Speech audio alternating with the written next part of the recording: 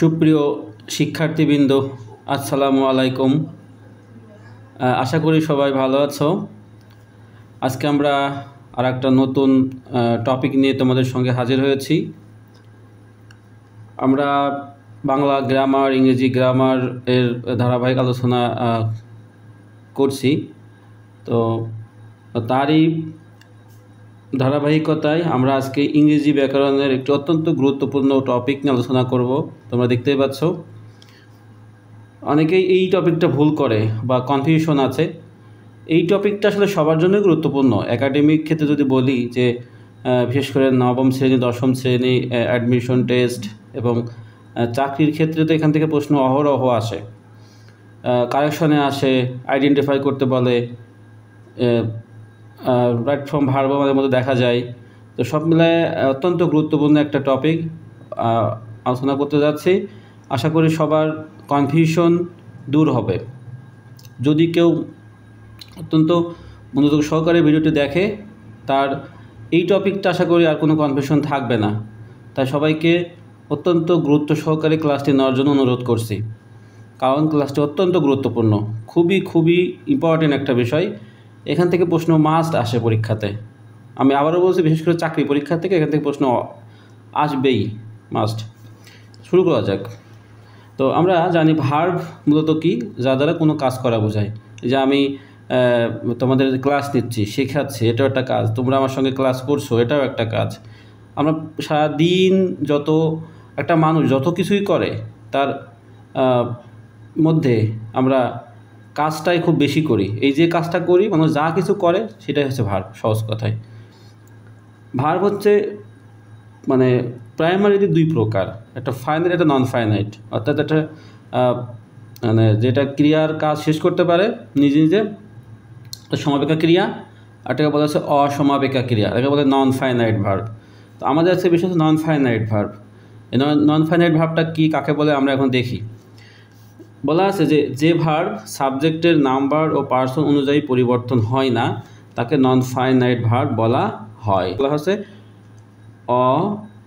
অসমাপিকা ক্রিয়া, অর্থাৎ যে ভাব ক্রিয়ার কাজ শেষ করতে পারে না, শোনা। তো এখানে বলা হচ্ছে কি, যে ভার্ব সাবজেক্ট, আমরা সাবজেক্ট নিয়ে একটা ক্লাস ভবিষ্যতে নিব আশা করি। সাবজেক্ট নিয়ে আমার বিস্তারিত লেখা আছে আমার নিজস্ব চ্যানেলে, নিজস্ব ওয়েবসাইটে, সেটা হলো www.studypointall.com। এই জায়গাটা এখানে গেলে সাবজেক্ট নিয়ে বিস্তারিত পেয়ে যাবেন। আবার নাম্বার এবং পার্সন, নাম্বার মানে বচন, সংখ্যার ধারণা। পার্সন বাংলাকে পুরুষ বলে, এটা আমরা জানি। পার্সন একটা টপিক, এটাও একটা টপিক, আমরা এটা নিয়ে বিস্তারিত আলোচনা করব। শুধু এখন বলি যে নাম্বার মানে যে সংখ্যাটা, পার্সন মানে হচ্ছে তিন প্রকার পার্সন আছে, ফার্স্ট, সেকেন্ড এবং থার্ড পার্সন। তো এই যে নাম্বার এবং পার্সন অনুযায়ী যদি পরিবর্তন হয় না, তাকে বলা হয় নন ফাইনাইট ভার্ব। যেমন he reads more to make a good result, সে ভালো রেজাল্ট করার জন্য অনেক পড়ে। হ্যাঁ, এখানে এই যে টু মেক লাল কালি দিয়ে যেটা বোল্ড করা, এটাই হচ্ছে নন ফাইনাইট ভার্ব।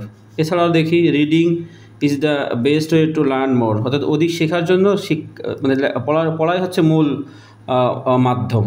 হ্যাঁ, আর ইংরেজি থেকে বাংলা করে খুব সহজ একটা নিয়ম হলো, প্রথমে সাবজেক্ট, এরপর শেষ থেকে শুরু করতে হয়। হ্যাঁ, তো ফারিয়া লাইকস রিডিং, ফারিয়া পছন্দ কি, পড়া, এটা।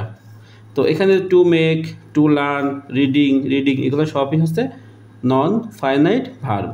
ওকে, আমরা দেখি এবার নন ফাইনাইট ভার্ব হচ্ছে তিন প্রকার, একটা ইনফিনিটিভ, একটা জিরান্ড, একটা হচ্ছে পার্টিসিপেল। তো আমরা আজকে চেষ্টা করব শুধু ইনফিনিটিভ এবং জিরান্ডের কিছু ধারণা দেওয়া, এবং পরবর্তী পর্বে জিরান্ডের বিস্তারিত আলোচনা করা। ইনফিনিটিভটা কি, খুবই সহজ একটা বিষয়। ইনফিনিটিভ যদি মনে রাখতে হয়, যদি কোনো সেন্টেন্সের মধ্যে টু প্লাস ভার্ব থাকে, অর্থাৎ ভার্বের যে বেস ফর্মটা, প্রেজেন্ট ফর্ম, অর্থাৎ ভার্বের তো তিনটা ফর্ম থাকে, এটাকে কি বলা হয়, প্রেজেন্ট, পাস্ট এবং পাস্ট পার্টিসিপেল। এটাকে বলা হয়, আমি প্রথমে বলি V1কে বলি প্রেজেন্ট, আর V2কে বলি হচ্ছে পাস্ট। টুর পরে সব সময় প্রেজেন্ট ফর্মটা ব্যবহার হয় ভার্বের। এটা সবসময় কারেকশনের পরীক্ষাতে আসে।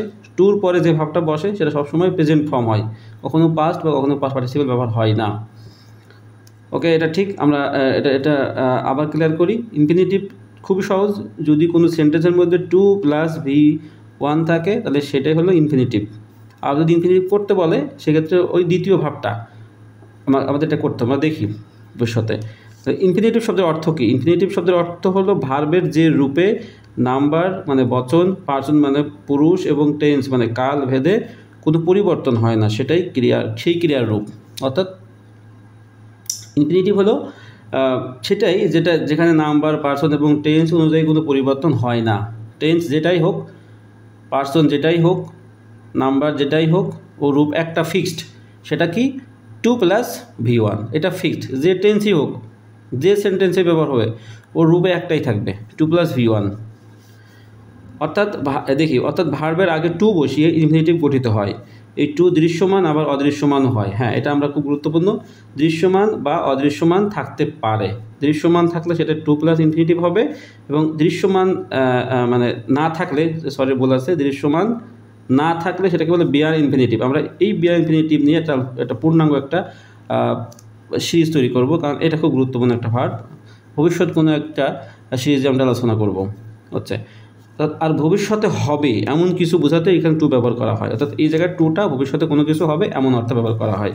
আমরা আরও কিছু দেখি ডিটেলস। বাংলায় যাইতে, করিতে, খাইতে, ইতে, এই কয়টা এই চারটা প্রত্যয় এই টুতে যখন 2 + V1 ব্যবহার হয় তখন টুর অর্থটা এরকম আসে, মানে করিতে, যাইতে, খাইতে, ইতে ইত্যাদি প্রত্যয় যুক্ত হয়। ওকে, দেখি। যেমন Honey wants to study in America. Honey আমেরিকায় পড়তে, স্টাডি মানে হচ্ছে পড়া, আর এই টু মানে হচ্ছে তে, এই যে ইতে। তাহলে কী হলো? হানি আমেরিকায় পড়তে চায়। ওয়ান্টস মানে হচ্ছে চাওয়া। এখানে দুটো ভার্ব আছে, এটা হচ্ছে মূল ভার্ব, আর এইটা হলো আমাদের নন ফাইনাইট ভার্ব। এটা ফাইনাইট, এটা হচ্ছে নন ফাইনাইট। এখানে টু আর ইজ হিউম্যান, অর্থাৎ মানুষ মাত্রই ভুল করে। তারপরে হি লাইকস টু প্লে, যেমন সে কার্ড খেলতে, প্লে মানে হচ্ছে খেলা, আর হচ্ছে তাহলে খেলতে, সে কার্ড খেলতে পছন্দ করে। To find fault is easy, অর্থাৎ ভুল ধরা খুবই সহজ। তাহলে আমরা সেন্টেন্সের মধ্যে 2 + V1 থাকে, সেটা ইনফিনিটিভ ভার্ব। একইভাবে 2 + V1 সবই ইনফিনিটিভ। পরীক্ষাতে আসতে পারে এটা সেন্টেন্স দিয়ে, এইটা কী ভার্ব দিতে পারে। আবার অনেক সময় গ্যাপ আসতে পারে, যে বলতে পারে যে হি লাইকস ড্যাশ। আমরা রাইট ফর্ম অফ ভার্বে এটা দেখব। তাহলে এখানে আমরা রাইট ফর্ম ভার্বে কী ব্যবহার করবো? টু ব্যবহার করবো। একটা বাক্যে যখন দুটো ভার্ব থাকবে, দ্বিতীয় ভার্বটাকে আমাদের এই নন ফাইনাইট করতে হয়, মানে ইনফিনিটিভ করতে হয়, তবে জেরান্ড করতে হয়। মানে এটাকে সহজ বাংলা বলে খোঁড়া করা, মানে ওর ভাষা করি ইনফিনিটিভের প্রবলেম সলভ হলো। আমরা দেখি এবার জিরান্ডটা কী বলে। একটা কথা বলি, এই যে ইনফিনিটিভ সবসময় নাউনের কাজ করে।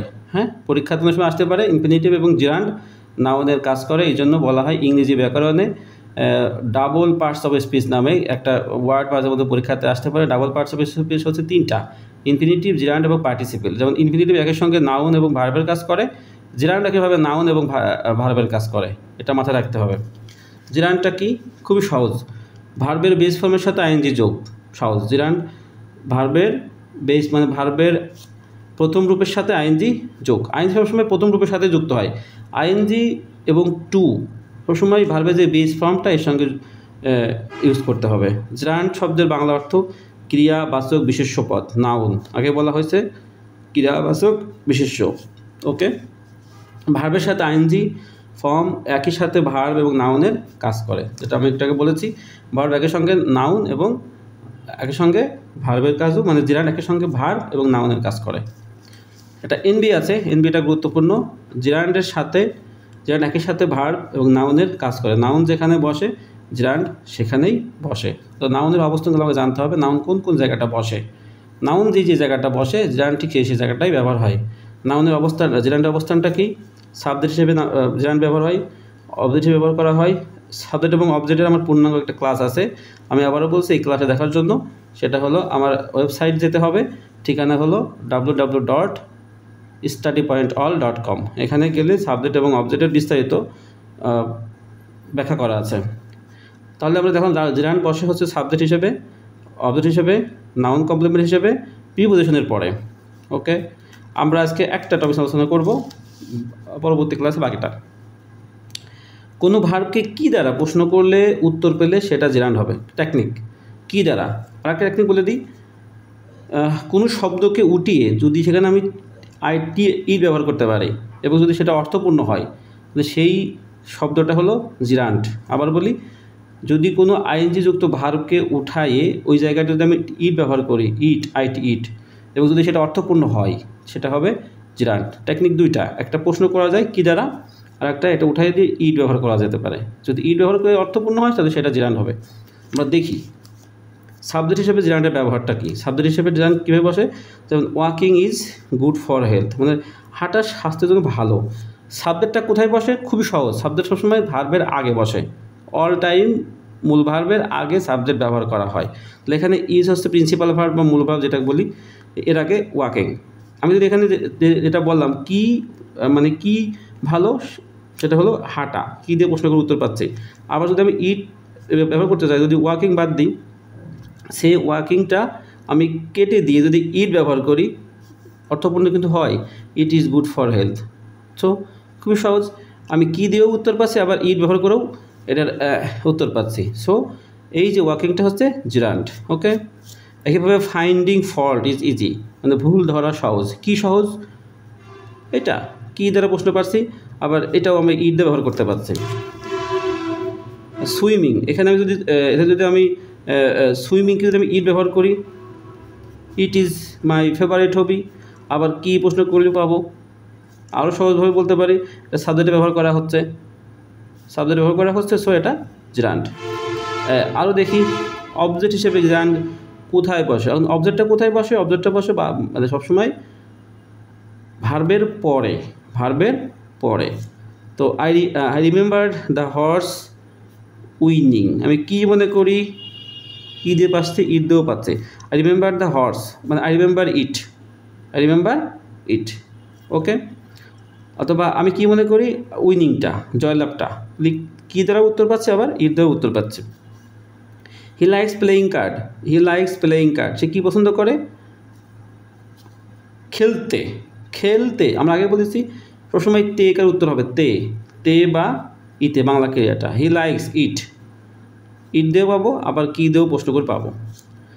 এভরিবডি লাভস রানিং, কী পছন্দ করে, কী দিয়ে উত্তর পাচ্ছি, আবার ইট দ্বারাও উত্তর পাচ্ছি কনভার্ট করে। মানে আমি যদি এটাকে বাদ দিয়ে ইট ব্যবহার করি, এভরিবডি লাভস ইট এটা হবে, হি লাইকস ইট এটাও হবে। সো যদি অর্থপূর্ণ হয় ইট বসায়, তাহলে বুঝতে হবে সেটা জিরান্ড। আরও কি আছে, হি ওয়াজ দ্য বোট ফ্লাটিং, মানে নৌকা বাইস বা নৌকার যে প্রতিযোগিতা, অ্যাবভ দ্য রিভার, এখানে ফ্লাটিংটা আমি ইট ইউজ করতে পারি, আবার কী দিয়েও ব্যবহার করতে পারি, কনভার্ট করতে পারি। আই প্রিফার্ড ট্রাভেলিং, কি এবং ইট ইউজ করলে অর্থপূর্ণ আসে, আই প্রিফার্ড ইট। ওকে, আমি পছন্দ করি, আমি একাই পছন্দ করি, এটা সমস্যা নাই। তো এতটুকুই, আমরা পরবর্তী ক্লাসে জিরান্ডের আরও কিছু ব্যবহার আলোচনা করব। তো আজকে এতটুকুই। আমাদের ক্লাসটা যদি ভালো লাগে, যদি উপকৃত হন, তাহলে আমি আপনাদের কাছে অনুরোধ করব আমাদের চ্যানেলটা সাবস্ক্রাইব করতে, লাইক, কমেন্ট এবং ফলোদের পাশে থাকতে, এবং আরও বিস্তারিত জানার জন্য আমাদের নিজস্ব একটা ফেসবুক পেজ studypoint.com, অথবা আমার নিজস্ব একটা যে ফেসবুক পেজ আছে শামীম হোসেন বকুল, এখানে আমরা নিয়মিত আপডেট পাবেন। এবং পাশাপাশি আমার নিজস্ব ওয়েবসাইট www.studypointall.com, এখানে বাংলা, ইংরেজি এবং গণিত এটার বিস্তৃত আলোচনা পাবেন, যেটা আপনাদের জন্য খুবই উপকার হবে। যারা চাকরির প্রস্তুতি নিচ্ছেন এবং বিশ্ববিদ্যালয়ে ভর্তি হবেন, তাদের জন্য এটা অত্যন্ত গুরুত্বপূর্ণ।